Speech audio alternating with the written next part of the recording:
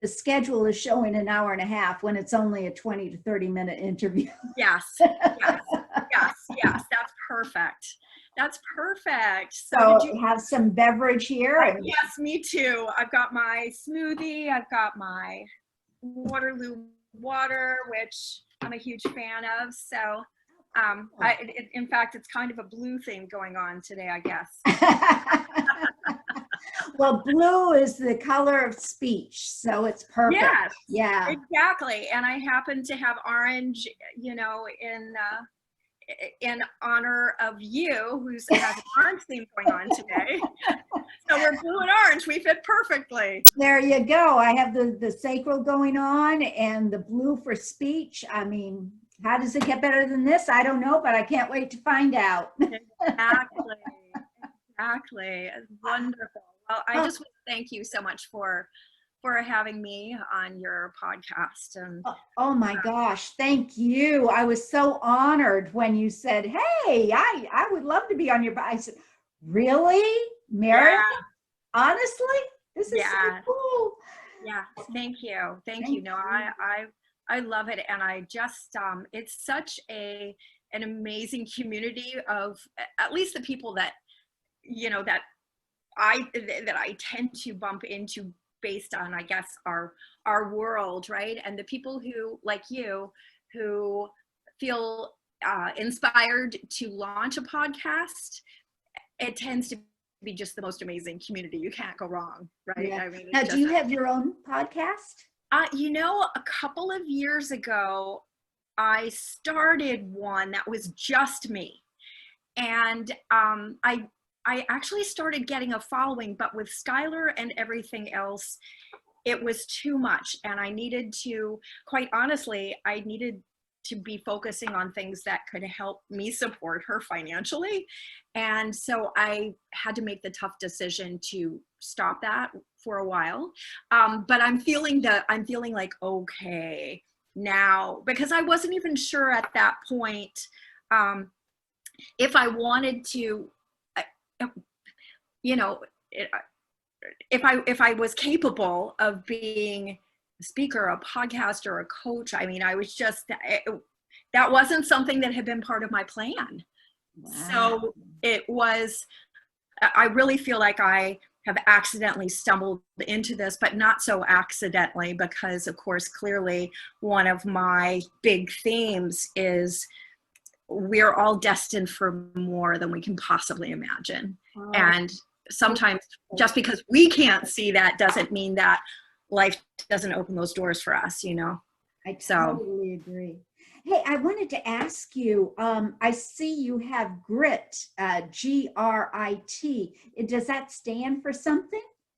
It does, because for me, what became the kind of the magic formula of really living that destiny, right? Transforming those dreams into that destiny became 4 elements: owning your greatness.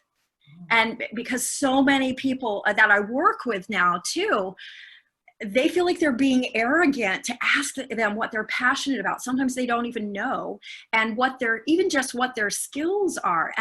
And it was such a reflection of who I was before this boulder, right? I've been there. Right? So so G stands for greatness, owning your greatness. And I discovered that in that process of owning your own greatness, then and only then can you allow those around you the freedom to be great as well. So G is for greatness. R is, no surprise, resilience. Then I is the perfect marriage of intuition with intention. So tapping into both of those, marrying the power behind both of those. And then T is transformation, embracing this world of flow, of constant change. And that, I believe, is what gives you your grit going forward and gives you that fullness in your life. And that's what I have discovered as I pursued that, and as I helped the clients that I work with balance those elements and start to master that, start to understand that that is the destination. Our big goal should be simply being the best version of ourselves, whatever that means today, going forward.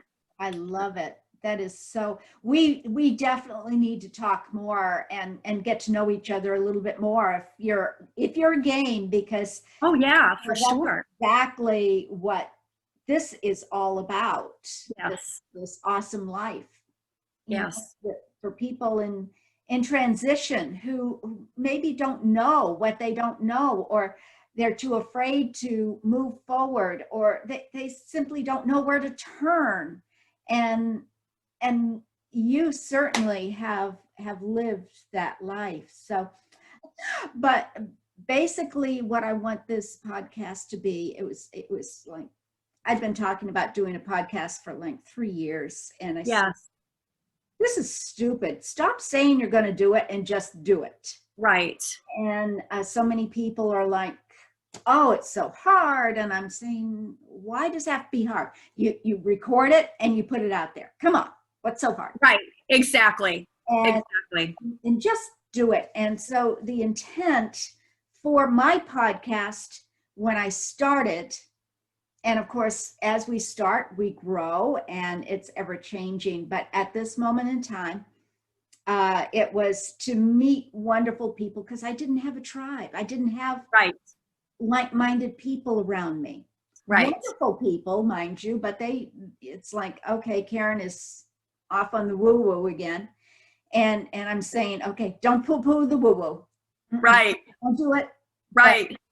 And I'm not going to be something I'm not just to please somebody else anymore. Right. Right. And I like to kind of giggle and say, well, sometimes you have to get to the woo-woo in order to get to the woo-hoo, don't you? So, oh, I love that. You know? Yeah, that's great. So, yeah.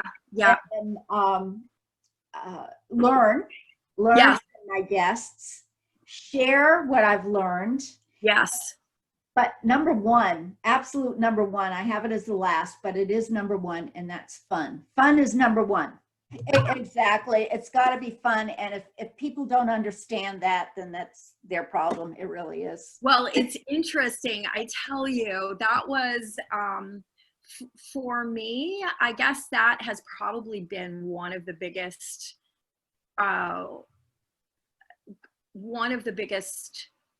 I guess I'll say, growth opportunities here for getting into this space, and especially desiring to share my experience and my own, the things that have become truths for me, that have worked for me, to share them in a larger, continue growing larger arena, is bumping up against some of the real, I mean, for lack of a better word, the haters, who are just, it's been interesting because it's really an opportunity to emotionally grow, and to really, because in my daily life, I have gotten to the point where I don't have any qualms about really selecting who I spend my time with, what I put in my brain, all that kind of stuff. However, for example, when we put me out there, like on Facebook or something like that,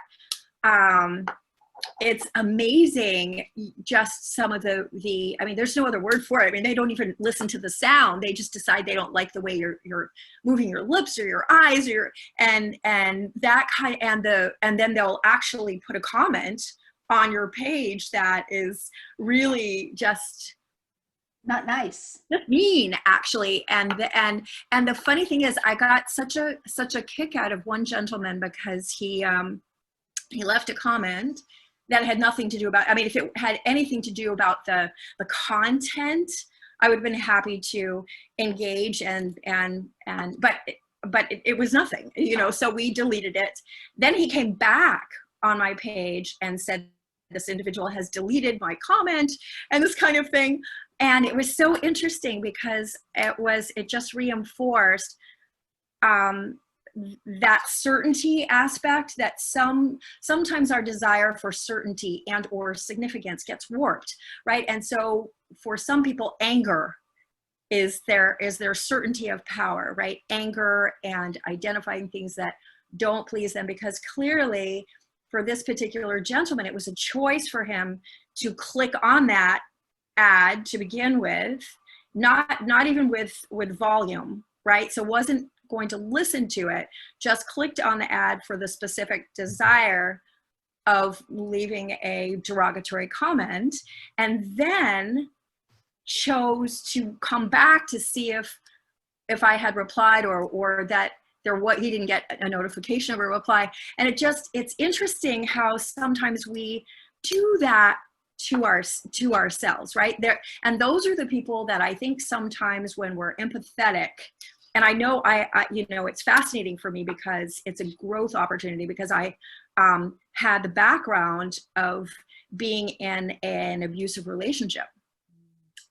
And so for me, for the longest time, I would be attracted to people who really had, it wasn't just a chip, it was like a cement block on their shoulder. I mean, it was just like weighing them down. And I would so want to be the source of happiness for them, be the fix, be the light, be the angel, be whatever the heck they needed me to be for them in order.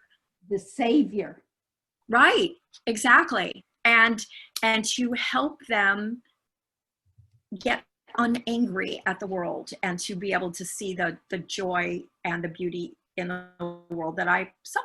And so it was a brutal lesson emotionally for me to realize that for some people, that they will tenaciously hold on to how they define themselves and life and what they need to survive. And sometimes it's that anger that gives them the sense of being fully alive and fully engaged. And it's not like our brains ever argue with us, right? They just hook, line, and sinker what we say in the positive tense. That's the brain's like, cool. I mean, because you never have a brain.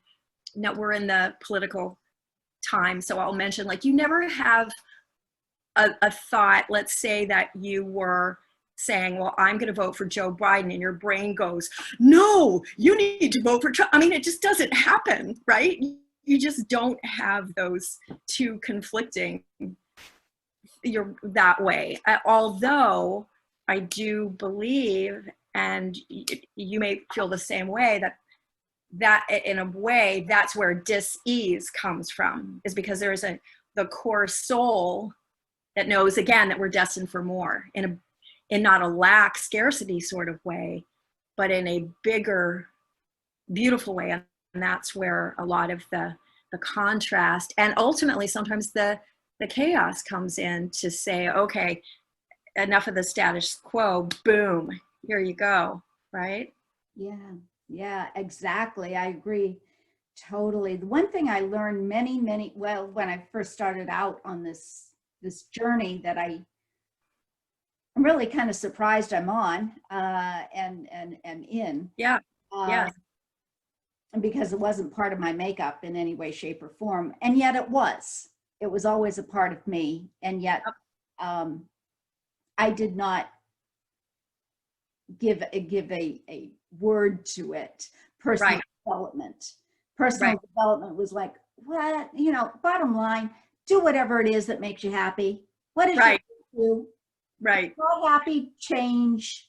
Why are you going through all of this hoorah?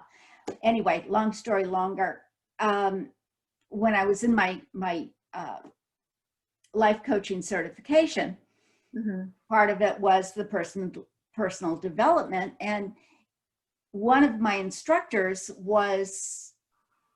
really educated me, and I really took it to heart, which is, if you are angry, there is something inside of you that you don't like to look at. There's something inside of you that you would not be angry. You're not angry with someone else. You're not angry about somebody else.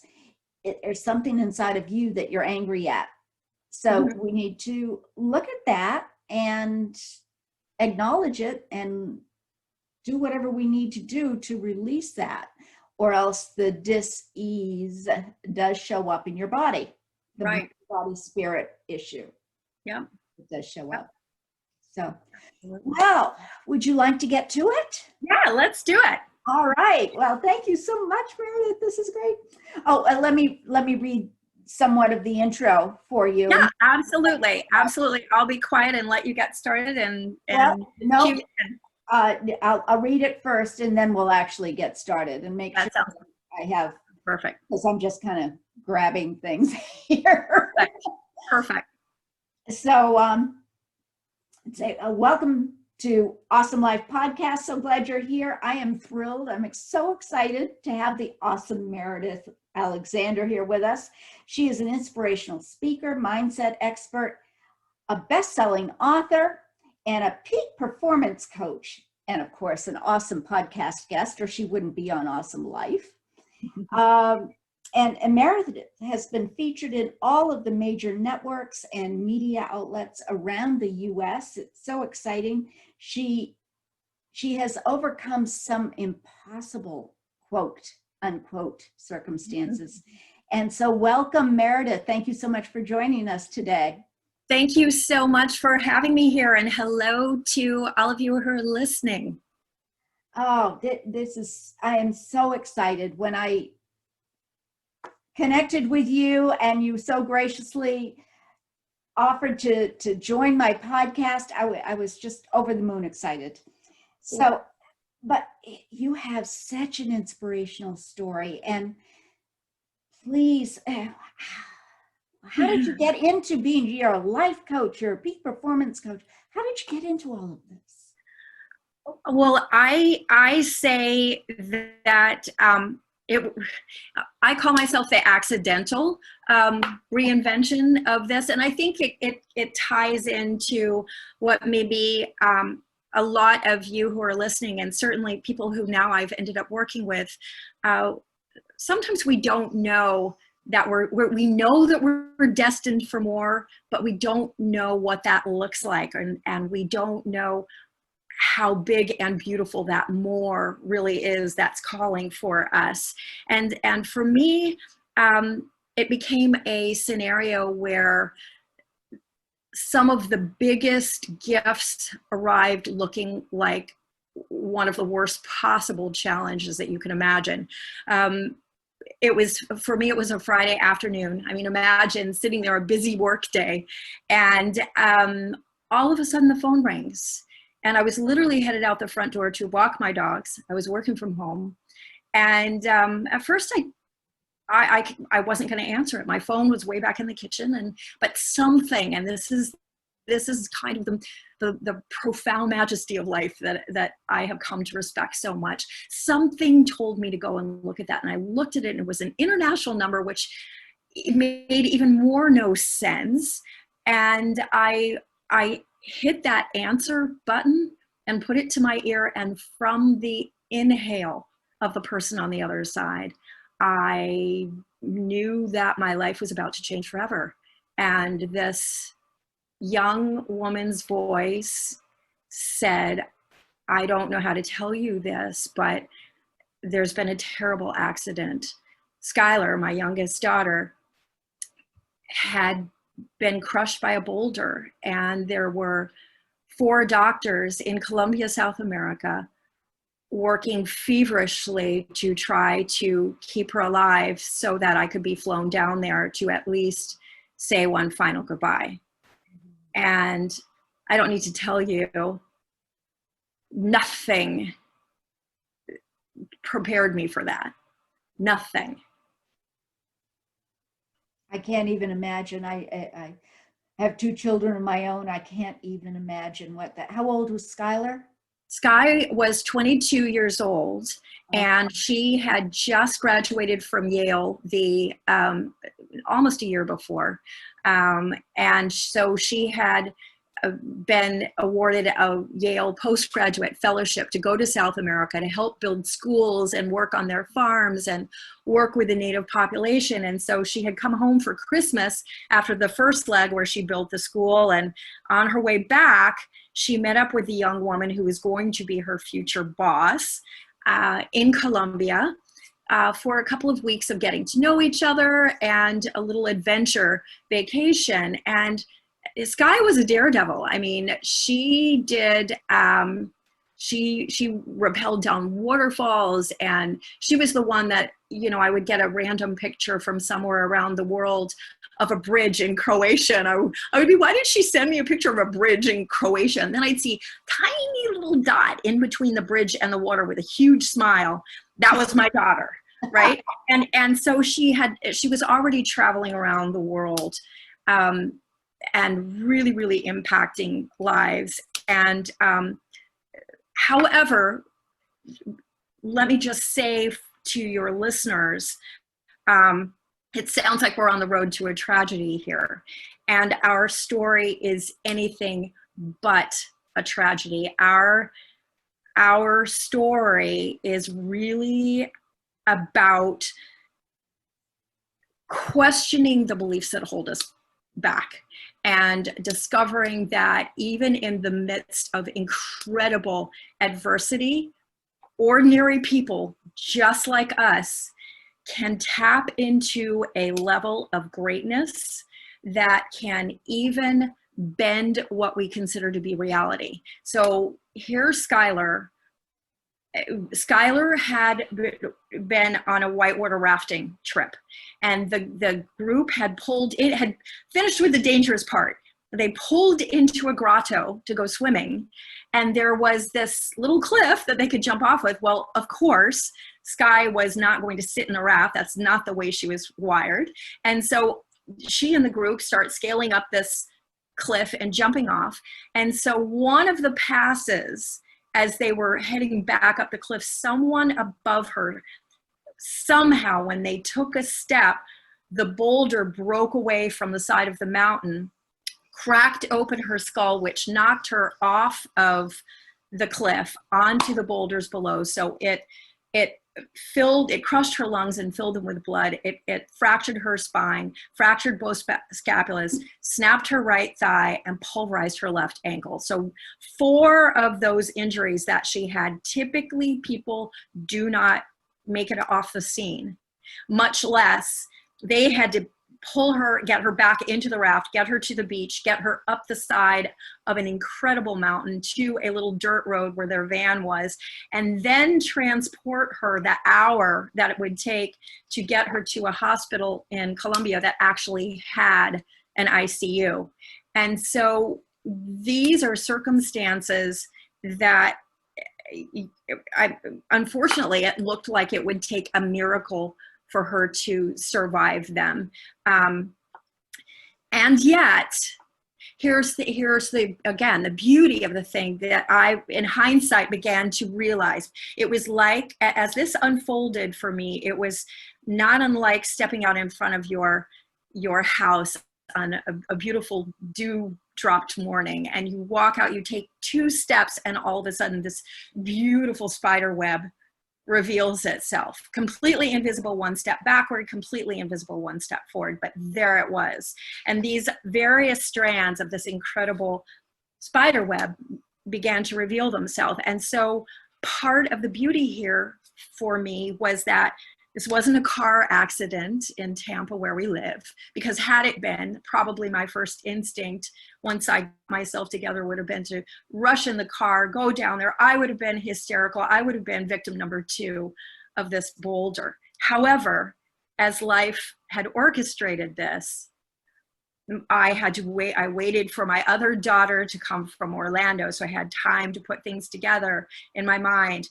We had to fly to Colombia, so we went to the airport in Tampa, which, just FYI, interesting side note, turned us away because we were too close to departure time, even though we had no luggage. They knew the circumstances, but that was not their protocol. So we ended up driving to Miami, catching a plane there, flying to Bogota, waiting for a layover, flying to this a little city called Bucaramanga in Colombia, and then a 4-hour drive. So for me, there was no better time to ask myself and my God universe and the world some really life changing questions, and to really think about what I was going to make this mean, not just in the context of her life, but in the context of my life as well. And I looked at this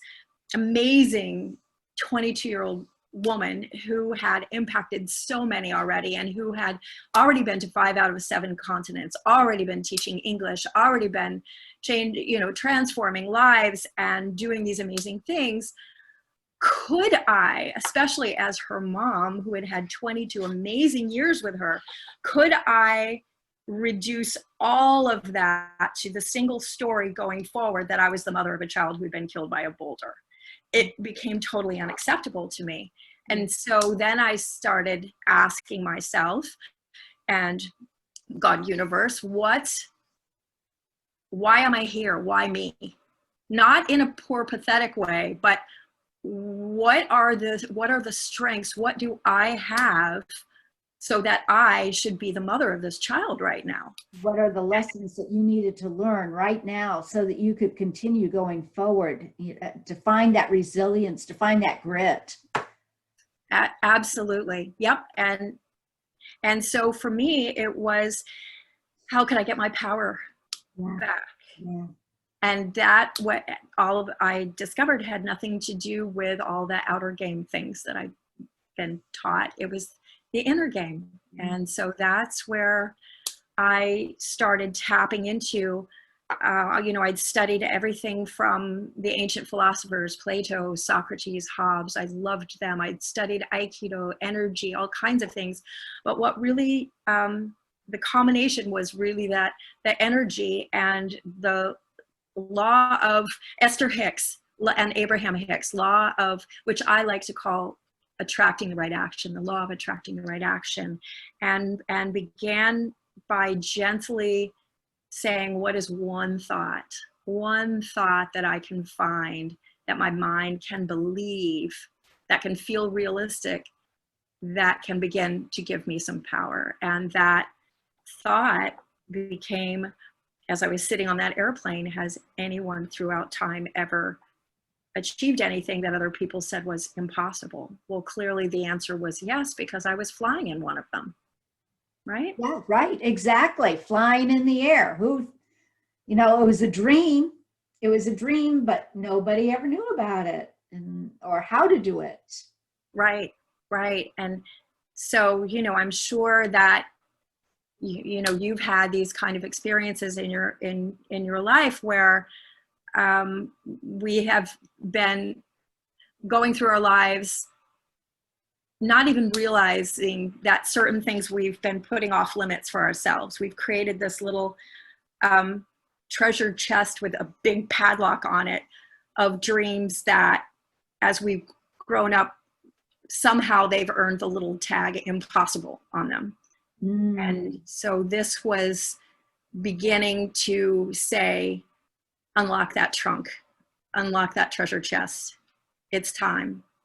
That is wonderful. And indeed, this podcast is all about women are in transition and Yes. wondering, how can they do it? How can they, well, you are showing them how they can do it.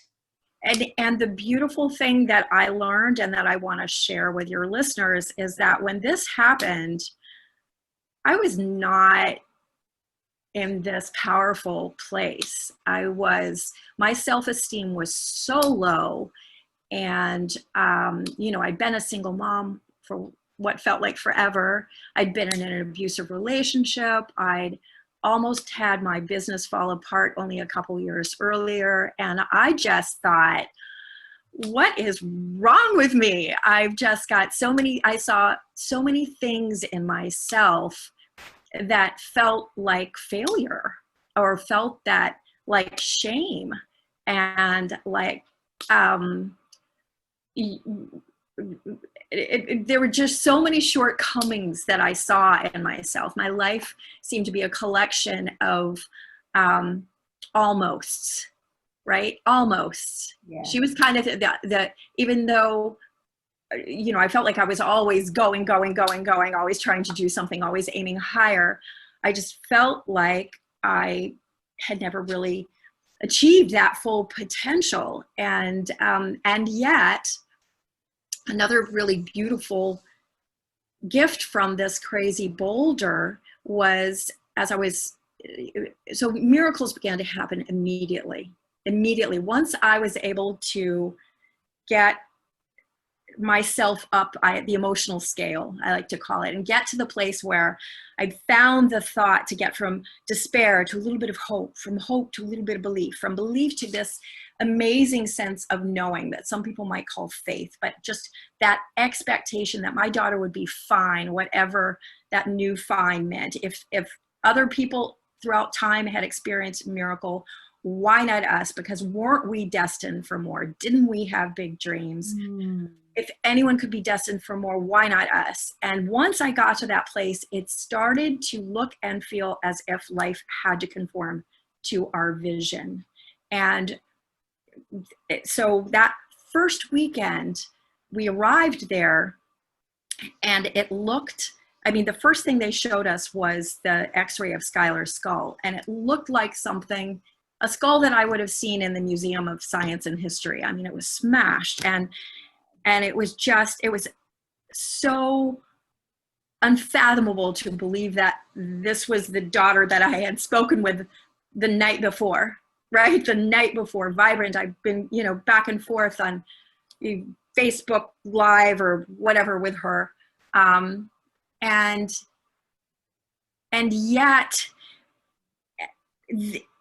things began to shift because I arrived there not as a second victim. I arrived there in my power, saying, my daughter needs my positive energy right now. My daughter needs that expectation, that I need to give my daughter everything that is humanly or inhumanly possible, superhumanly possible, to set up a miracle for this young woman, amazing woman. And so from the first night, the doctors came back in and said, you're not going to believe this. You have to look at this. And he showed me some crazy CAT scan on his phone that meant nothing to me, but he was clearly, in Spanish, incredibly excited about it. Well, what we found out was that the swelling in her brain had gone down to a level that they would have been thrilled to see 2 weeks down the road, not the next 2 days. Well, she had resilience in and of herself. This person that you're describing, she was going to beat this no matter what. And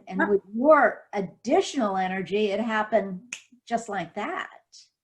And it felt like it was energy from people all around the world because, again, I'll say ironically, but I think there was a grand plan here that we were in Colombia, and people, of course, were hearing about this.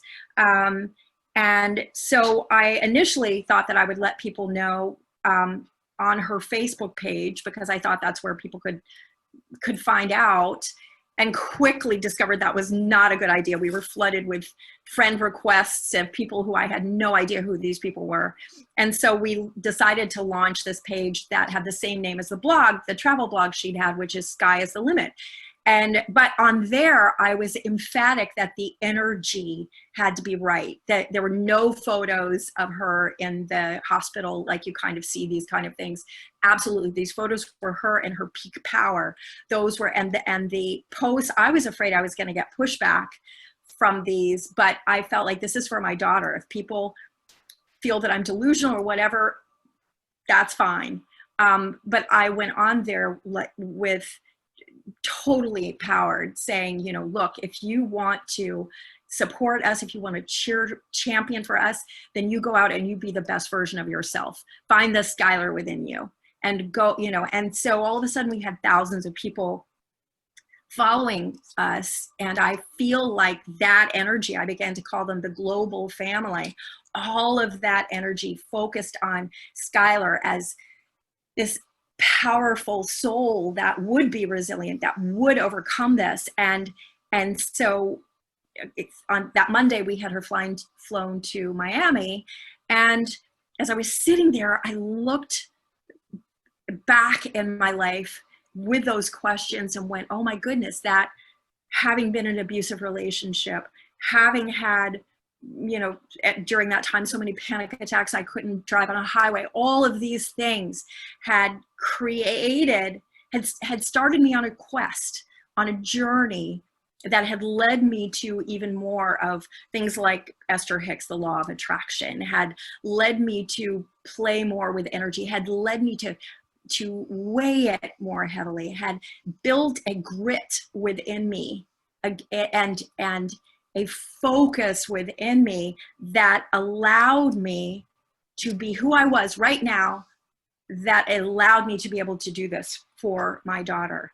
And if that's the case, then instead of being angry and feeling wounded about that, it became a profound awe, for the first time in my life, a genuine gratitude for those things that had been the perfect catalyst for the things I'd begun searching for the pain that had led me to fight back and overcome.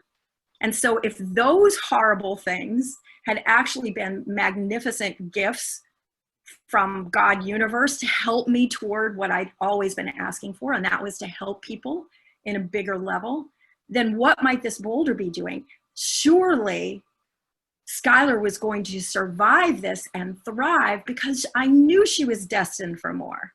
And how can we not at least put all of our heart and soul into the pursuit of who we still yet are destined to become? That's why we're here. Figure that out, unfold that, be brave, even when there are haters out there. Be brave, be bold. And Skylar survived the unsurvivable. She defied even what we became known as the miracle family with these doctors. And they told us later that, you know, going all the way back to Hippocrates, 2,000 years earlier, the father of modern medicine, had said that if a patient's brain is visible, they do not survive. And he said that tends to hold true today. And yet Sky, now we're in that quest of getting her balance. I mean, I'm still her 24/7 caregiver, you know, almost 4.5 years later. And it has been an incredible journey for us. And yet the beauty, the blessings in these journeys, when we're willing to remove ourselves from kind of preconditioned set of should-haves and must-haves. So Skylar should be doing this now, or, you know, well, in order for us to be happy, we must be able to do this, this, this, and this. You have to get up every morning, and you have to do this, and you have to do the next thing, and you have to do the physical therapy, and you have to take those walks, and you have to. And that sets up a resistance, doesn't it? Yes. And for us, it became, why are we doing this? The focus on, is this because honestly, what is the difference other than what we choose to make it mean? Sky and I used to love, before the accident, we used to love to go to workout classes together. Whenever she was in town from college, we would go to workout classes, and we'd beat ourselves silly doing these things, and because we were choosing to be there. Well, okay, so now we're just doing it with a walker, right? We're doing it with a walker, or we're doing a transfer on the step upstairs. We're practicing, we're figuring out. It's an adventure, and so what is the difference other than saying, well, gosh, now I can't, filling in the blank, but what can we do? Exactly. What do we need to do to make this possible? I call it fun, but it isn't so much necessarily fun, but what will bring us enjoyment at this moment in time? And by being able to step up the stairs, doesn't that make you feel good? Oh, yes. And I love your word enjoyment. And I would play with that because I've learned to respect words so much, but instead of ENJOY, being in joy in the moment, right? So it's I love that. joy moment, right? And so when and I think one of the things that has been such a discovery for us is that we can find ways by, again, deliberately intending our focus, becoming aware in a way that most of us, and certainly until we have, well, whatever the catalyst is, or is it sometimes the catalyst is simply understanding that it's possible to have an awareness of what your inner narrative is. And so to your point, when our inner narrative says we can be happy when we get to this big destination, then it becomes actually the reverse, where until we're getting there, where it's the frustration, the constant measure. Am I there yet? No, I still have more to go. Am I there yet? Oh, I still have more to go. Am I there yet? Oh my God, I still have more to go. Why am I not going there? Why are they going faster? All those kind of things, as opposed to saying, okay, today is the only, September 14th, I'm going to wake up to, the only day I'm going to wake up to, or the only December 12th, or whatever the heck. Wow, what am I going to make this mean? And what is today? What are the victories we're going to experience today? And being really aware of what are the victories I'm going to experience today. And when I string enough of these victories today, something really cool is going to come out of it.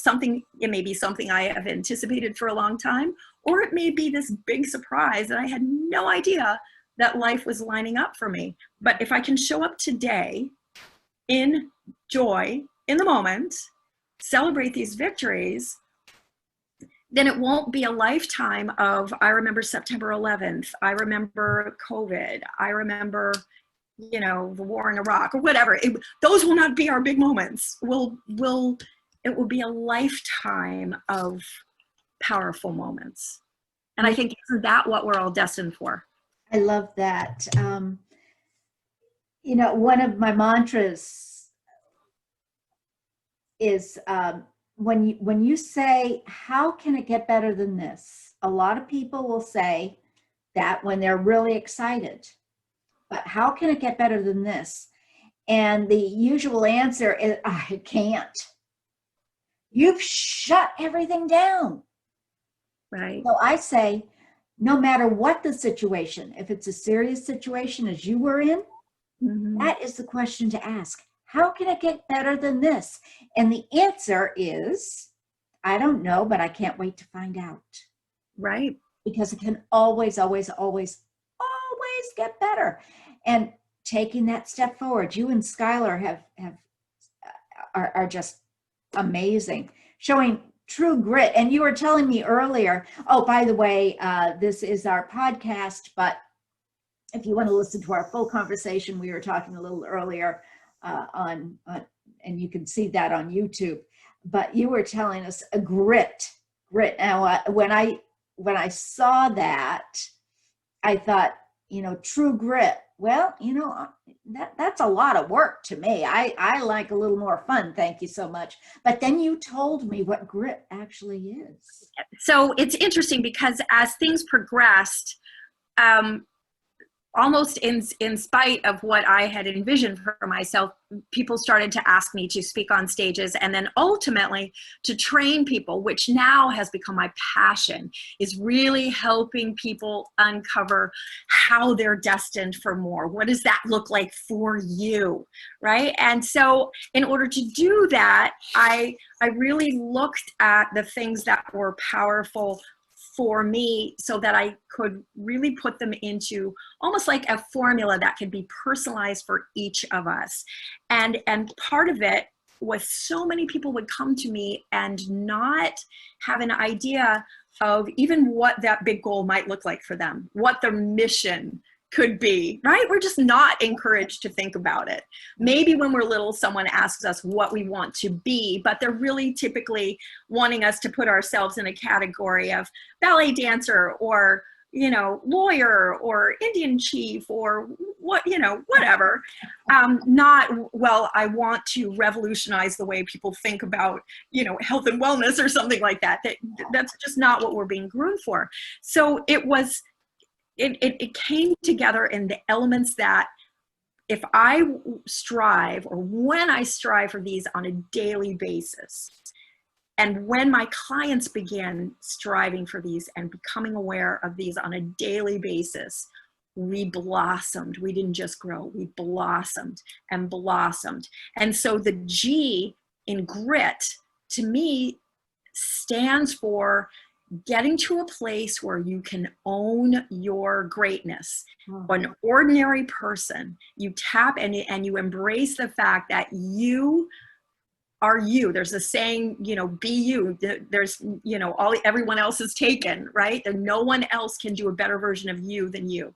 So your end game should be showing up as the best version of you and owning your greatness, not feeling like you're being arrogant if you say, this is my passion, this is my calling, this is my genius zone, my superpower. Owning that, because then we give other people around us the freedom to have their greatness.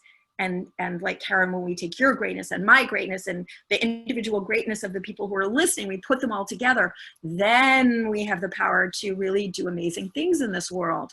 And then R, of course, is for resilience. And that really is when, to me, resilience is when our desire to create a miracle is greater than our desire to give up. And to really put that into play. And then I is that beautiful marriage of being able to tap into your intuition, but then to laser focus it using your intention, to pull those two together. And then T, of course, is the beautiful transformation that every living, thriving thing is flowing, is moving. The water that's stagnant is not safe to drink.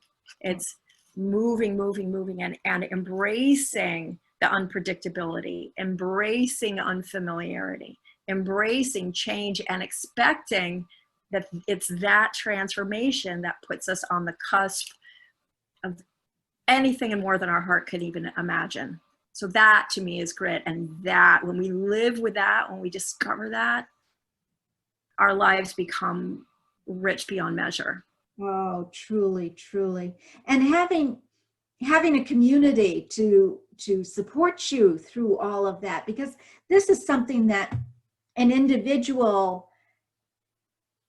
they could do it, they could absolutely do it, but unfortunately what happens is they can go into overwhelm or not know where to go or not know what is the next step, what is how.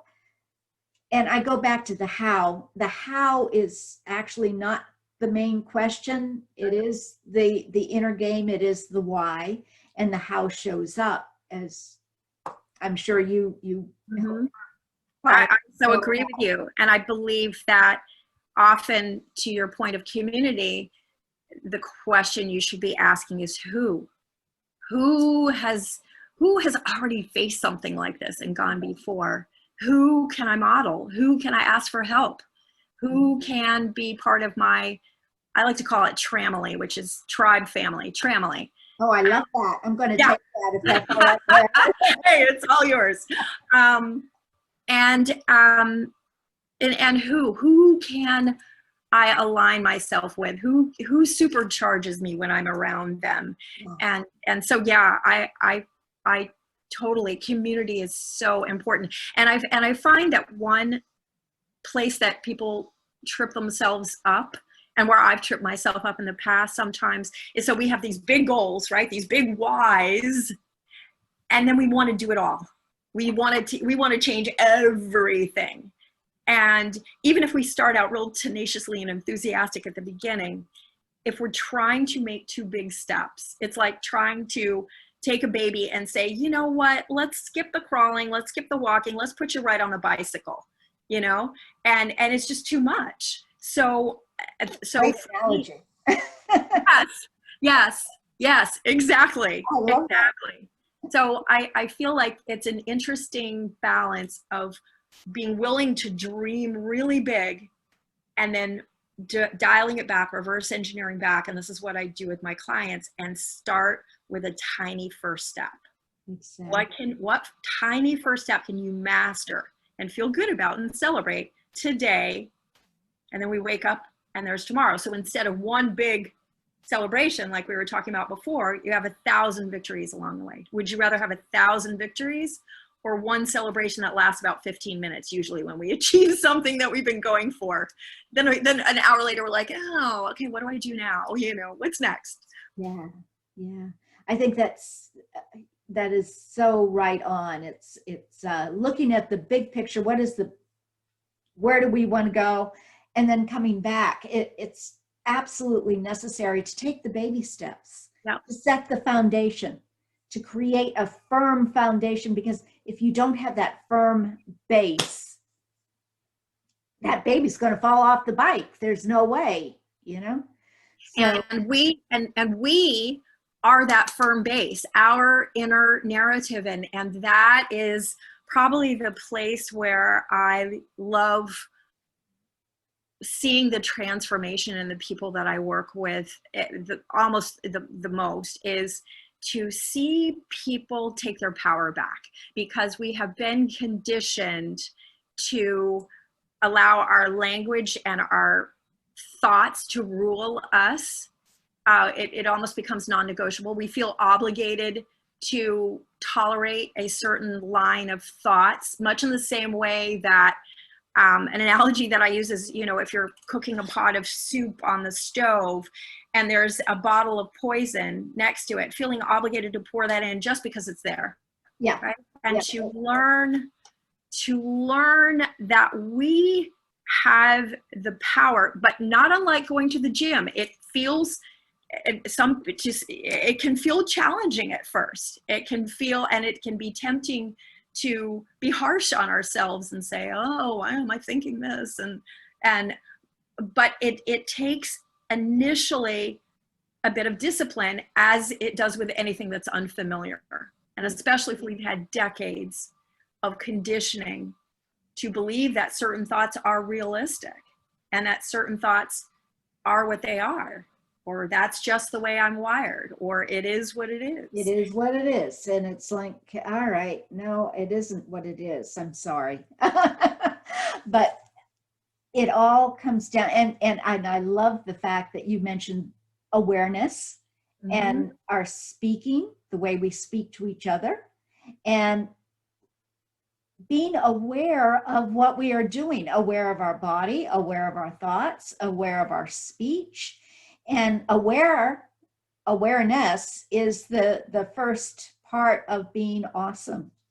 Is awareness. That is key. So I love the fact that you focus on that and then into our thoughts and celebrate. I love to tell my clients, it isn't a case of always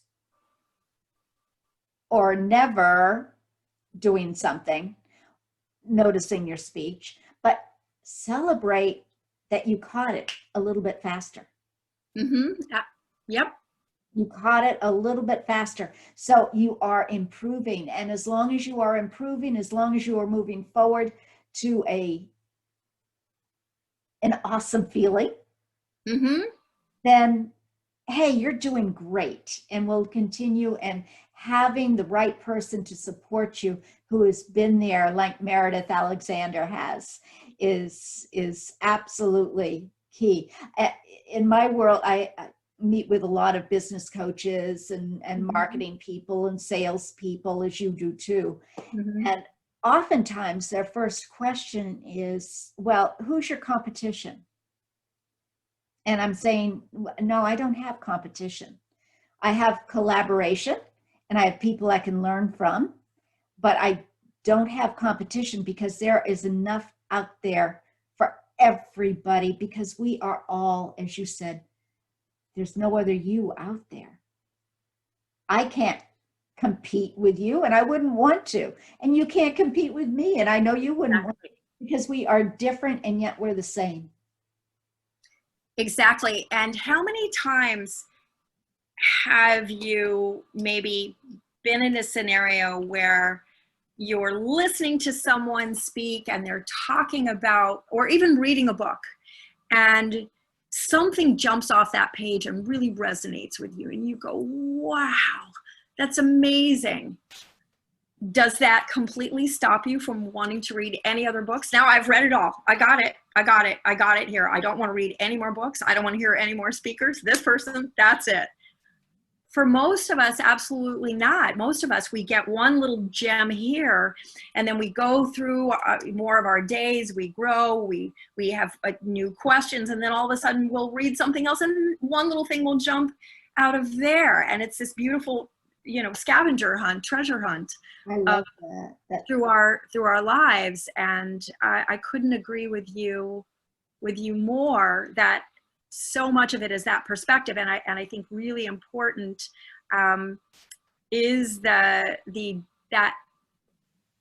dialogue, the words that you choose, right? To your point, competition, a lot of these words, and it's not just the word, it's the invisible story that we associate. If we say the word competition, it may be faster than we can recognize consciously that we're thinking about it, but it taps into that subconscious well of any time that we felt compromised or in danger from a situation that was competitive, the time that we didn't win, or the time that that we doubted ourselves. So we've got all that murkiness associated with it. And I think that when we can get to the place where ultimately it comes back to a self-trust and a self-love.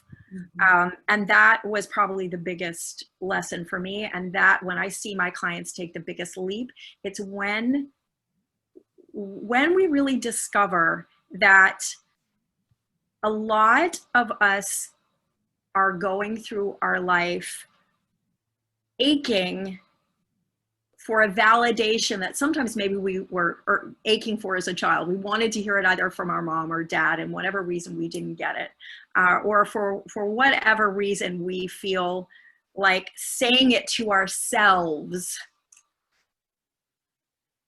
isn't enough. We're not enough. We've got to have the validation from said person or persons or group or whatever, or we've got to fit in. And so we will potentially risk initially opening ourselves to let things make us happy. We make those things responsible for making us happy. But then we realize that, wait a minute, these things are also capable of creating great pain. So I want certainty here. And by opening myself to things making me happy, I don't have the certainty. And certainty to me seems far more important right now. So I retreat back into the fortress and I, build the moat, pull the bridge up, lock the bars. And there I am looking at this beautiful garden across the moat. But I don't have the certainty if I go over there, because I don't believe that I have the capability of going across the moat, opening myself to these people giving me pleasure, or life doing things that really ignite this feeling of emotion that feels great.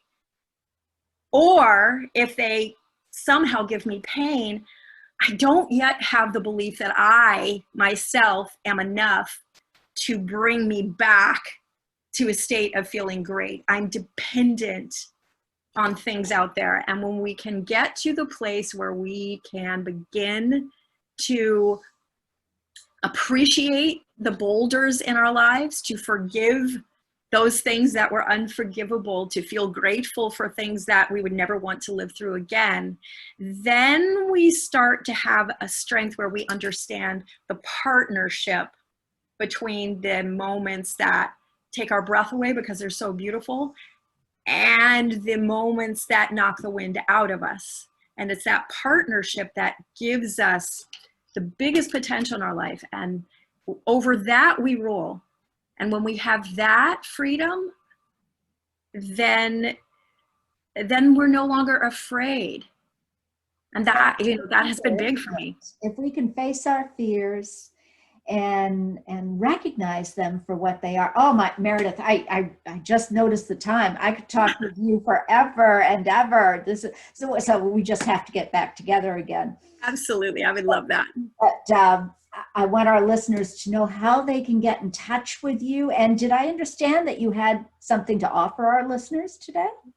Yes, for sure. My passion has really become helping people discover what they are destined for more, what that means for them. And so for your listeners, I would love to, if you would like to maybe talk one-on-one a little bit, I would like to gift your listeners with what I call a 20-minute power whoosh. I'll see if, how I might be able to, if there's a way I can help you or something that I can guide you in the direction of that might really be of service to you, then I would encourage you to reach out to me at Meridith, which is, Karen will have all this information in the notes, but Meridith, Meridith at Grit Mindset Academy. Reach out and ask how you can schedule your power whoosh. And I would love to gift that to anyone who's ready to have more. Fantastic. That is absolutely fantastic. And Grit Mindset Academy, I love that, because that is so powerful in so many ways. And your acronym for it with the greatness, resilience, intuition, and intention, and the transformation. And that's what it's all about, isn't it? To be able to transform from being the person that other people thought you to be, to being your own person, proud and strong in your own right. I love it. Thank you so much, Meridith, for all of your time. And are there, there are so many parting words, but is there any last thing that you would like to share with our audience? I think the last thing that I would want to share with people is to appreciate that, or at least give it open to the possibility that the boulders that drop into your own life, they didn't come to destroy you. They came quite possibly to destroy the things that you have been allowing to hold yourself back. Oh, wonderful. Wonderful. And that has been so big, to embrace that and discover that. And we all are, I believe that we are all destined for so much more than we can even begin to imagine. And it starts with that first step and being willing to transform your impossible into your I'm possible, and to believe that it'll be worth it. The I am statement. There you go. There you go. Indeed. Well, Meridith Alexander, thank you so much. And be sure to get her wonderful opportunity for the swish. Yes, exactly. And Karen, thank you so much for inviting me to be on your podcast. And listeners, thank you so much for being open to listening to our story and to being the very best version of yourself today, whatever that might mean for you. Thank you. And all the best to you and Skylar. Until the next time. Thank you for joining us on Awesome Life Podcast. My guest, Meridith Alexander, meridithalexander.com. Thank you. Bye-bye now. Fantabulous. You are amazing. Thank you so much. I am so honored that you joined me. Thank you. It was such a pleasure. And I'm just, I am equally honored to be on your podcast. So and how is Skylar now? I mean, she's improved a lot, but she continues to improve and hit milestones. And, we're, pardon the pun, but we're rocking it. I love puns, so it's perfect. Okay, then you're gonna love this one. Every day we get bolder, not older. Ooh, Oh, I ooh, love that. boom. Oh, yes, I definitely love that Yeah, one. yeah. All right, there we go. And You are awesome, awesome, awesome. Thank you so much. Have a great discovery call, and I really thank you. Thank